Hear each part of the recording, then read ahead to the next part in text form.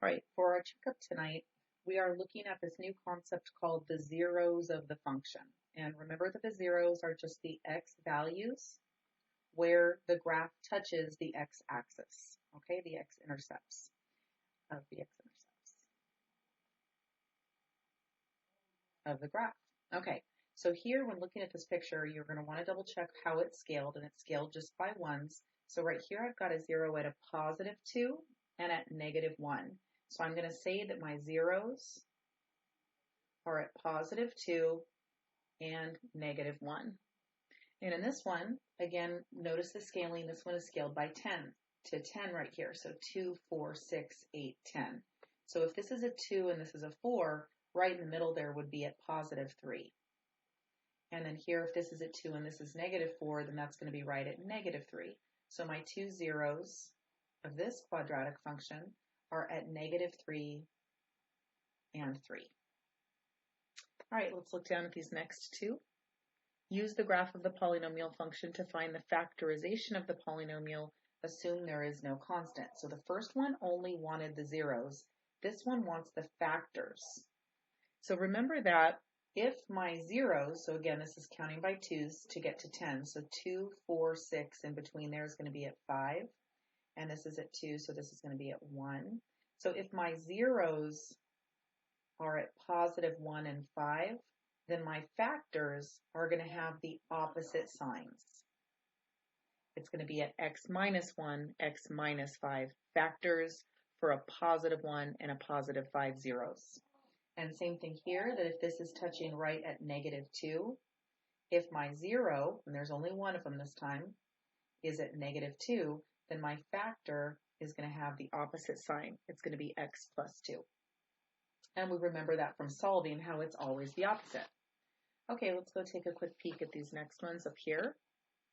Identify the zeros of each function. So this one is already factored for you, so we just need to set each piece equal to 0. And by the way, before we go right into this, we have to be able to say that the function has to be equal to 0 for the zero product property to work. So I apologize for not writing that in between there. But now that we know that the zero product property is in play here, that if this function is equal to 0, one or both of these factors must equal 0. So x minus 5 is equal to 0. We solve for both sides. And x minus 11 is equal to 0. And we solve for both sides. So my two zeros, or my two solutions, are x equals 5 and x equals 11. Same over here, this is already factored. So by zero product property, we know that if this is equal to 0, then one or both of these products must be equal to 0. So x plus 1 equal to 0, and x minus 9 equal to 0. And let's solve, minus 1 to both sides, and plus 9 to both sides. So if my factors are positive 1 and negative 9, my solutions are negative 1 and positive 9. This one is not factored yet. We have to factor it first. So negative 56 in the top, positive 1 in the bottom. What times what equals 56? I'm thinking 8 and 7. And which one's going to get the negative if I want it to be a positive 1? So my two factors are x plus 8 and x minus 7. Now I have this in factored form, and I want to solve to get the zeros. So I set it equal to 0 for the zero product property, and then I set each piece equal to 0. If x plus 8 is equal to 0, x is equal to negative 8. If x minus 7 is equal to 0, x is equal to positive 7. If my factors are positive 8 and negative 7, then my solutions are negative 8 and 7. Okay?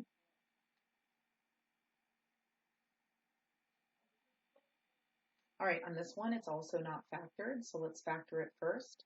What times what is 40 and adds up to negative 14? I hope you're thinking of 10 and 4. Both should have a negative, so that it adds up to a sum of negative 14.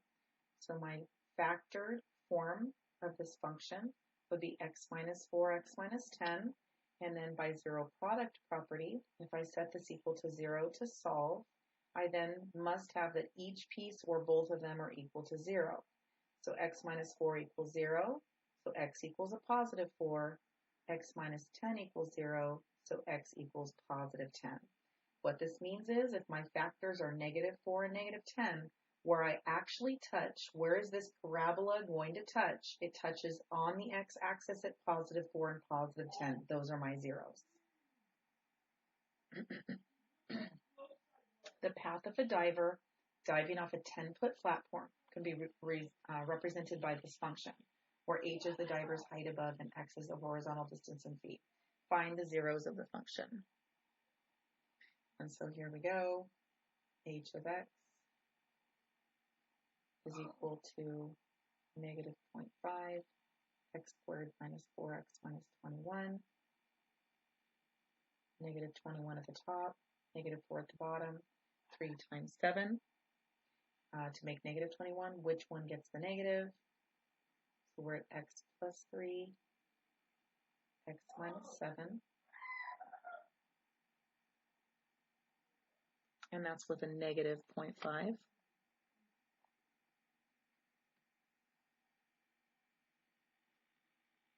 And so if I have zero product property equaling these factors, the front doesn't have an x, so there's no 0 with the negative 0.5. So I'm just going to solve the x plus 3 and the x minus 7. And so I'm adding 7 to both sides for a positive 7, and I'm subtracting 3 to both sides for a negative 3, 0. And there they are. The next one says the path of the diver going off a 10-foot platform can be represented by the following function. And by the way, in my photocopy, this was cut off. So back here, there's supposed to be a minus 21 again, just like here. Find the zeros of the function was done here. What does the positive 0 represent? And so here, when you get two zeros of negative 3 and negative 7, the negative 0 in this case doesn't represent anything tangible. This can't be happening in real life. Why? Because x is the horizontal distance from the platform in feet. So what does 7 represent? 7 represents that the diver hits the water at a horizontal distance of 7 feet from the platform. So the diver hits the water at a horizontal distance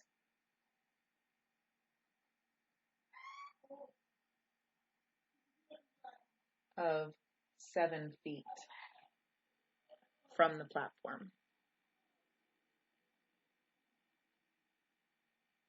And so it's kind of nice to have a word problem that goes with it just to see what like those zeros actually represent. So this question is about the same scenario. It's just talking about the answers, how this negative answer is invalid. And so what does this valid answer mean? All right, is that the end or do we have more back here? That's the end. All right, great job on your checkup.